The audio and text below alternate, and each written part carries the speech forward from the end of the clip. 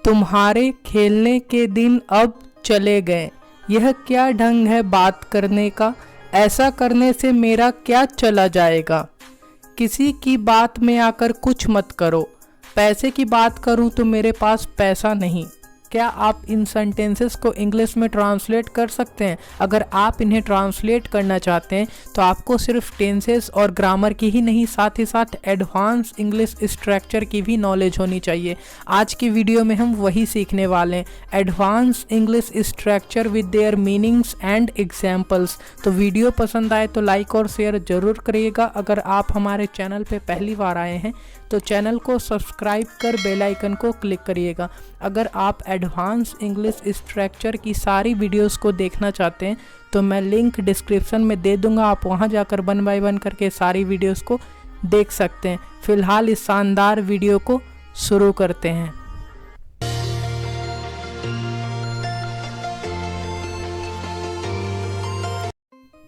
आज का हमारा पहला स्ट्रक्चर है गाइस, यह क्या ढंग है। कई बार आप हिंदी में ऐसे बोलते होंगे कि यह क्या ढंग है बात करने का, तो ऐसे हिंदी सेंटेंसेस को इंग्लिश में ट्रांसलेट करने के लिए आप व्हाट इज़ दिस वे का यूज़ करते हैं। कैसे करना है, एग्जाम्पल देखिए।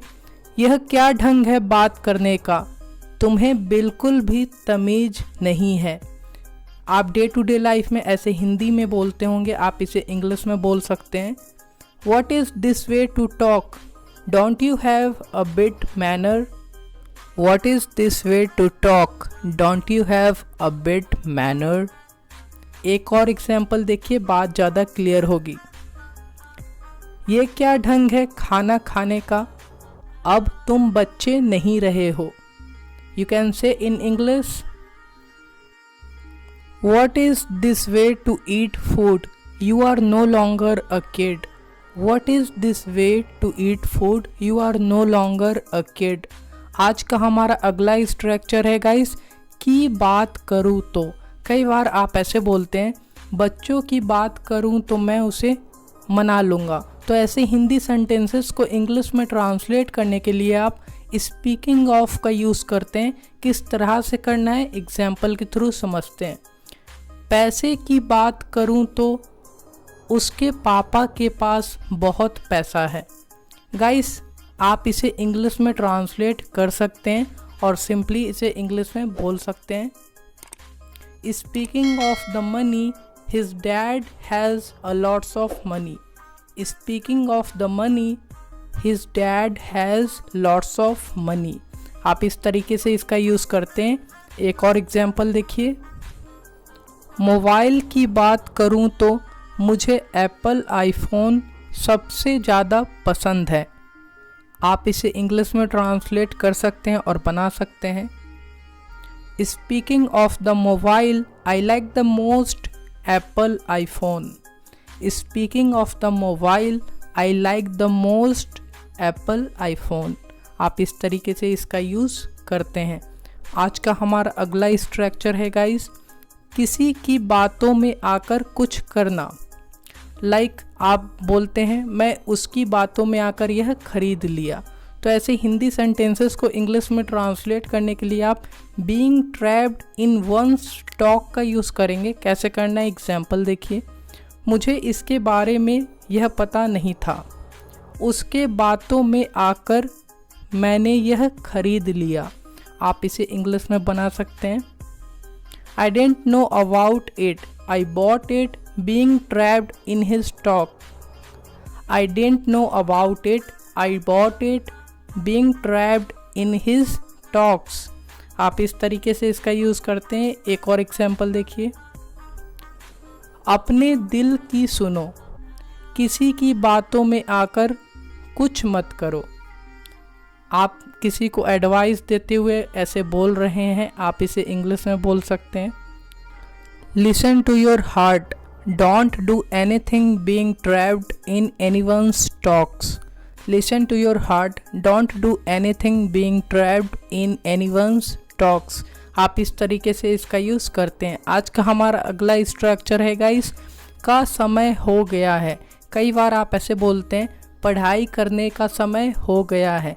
या फिर तुम्हारे जाने का समय हो गया है। तो ऐसे हिंदी सेंटेंसेस को इंग्लिश में ट्रांसलेट करने के लिए आप it's time for plus verb की आईएनजी फॉर्म का यूज़ करते हैं। कैसे करना है एग्जाम्पल देखिए, तुम लोग यहाँ क्या कर रहे हो, कोचिंग जाने का समय हो गया है।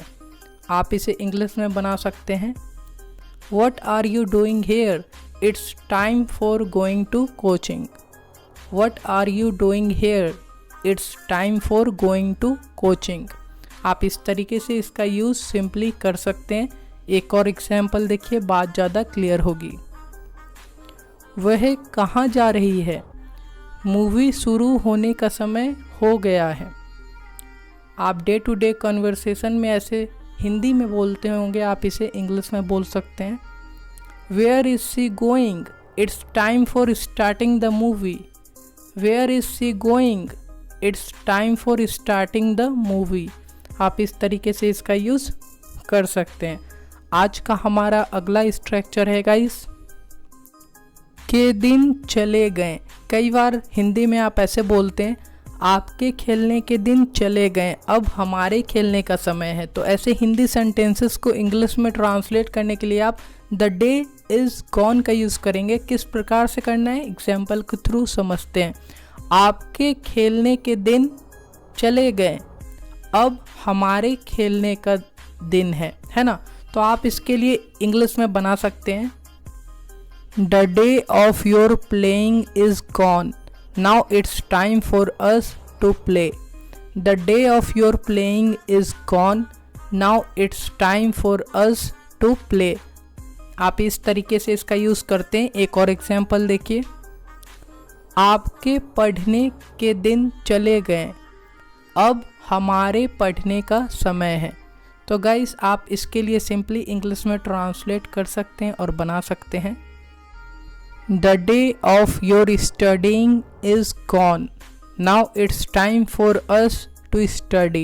The day of your studying is gone. Now it's time for us to study. आप इस तरीके से इसका यूज़ करते हैं। आज का हमारा अगला स्ट्रक्चर है गाइस, क्या चला जाएगा। कई बार आप हिंदी में ऐसे बोलते हैं वहाँ जाने से तुम्हारा क्या चला जाएगा। तो ऐसे हिंदी सेंटेंसेस को इंग्लिश में ट्रांसलेट करने के लिए आप व्हाट विल यू लूज़ का यूज़ करेंगे। कैसे यूज़ करना है एग्जाम्पल के थ्रू समझते हैं। एग्जाम्पल देखिए, तुम्हारा क्या चला जाएगा अगर तुम मेरी बात मान लोगे। आप इसको सिंपली इंग्लिश में ट्रांसलेट कर सकते हैं what will you lose if you agree with me. What will you lose if you agree with me.